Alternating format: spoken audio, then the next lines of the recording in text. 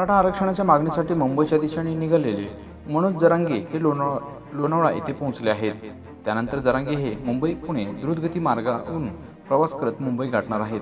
मात्र जरांगे यांची रॅली मुंबई पुणे द्रुत मार्गावर पोहोचण्यापूर्वीच पोलिसांकडून मोठा निर्णय घेण्यात आला आहे। कारण लोणावळा येथे मुंबई पुणे द्रुतगती मार्गाच्या प्रवेश आणि बाहेर पडणाऱ्या दोन्ही मार्गावर पोलिसांनी कडक बंदोबस्त तैनात करण्यात आला आहे। जलद कृती दल आणि बॉम्ब निकामी पथकही तैनात करण्यात आले असून त्यामुळे मनोज जरांगे यांच्यासह मराठा आंदोलकांना मुंबई पुणे द्रुतगती मार्गावरून परवानगी दिली जाणार नसल्याची चर्चा आहे।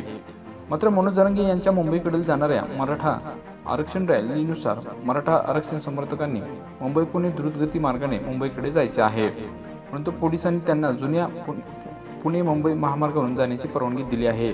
त्यामुळे नवीन मुंबई पुणे द्रुतगती मार्गावर पोलिसांचा मोठा फौजफाटा तैनात करण्यात आला आहे।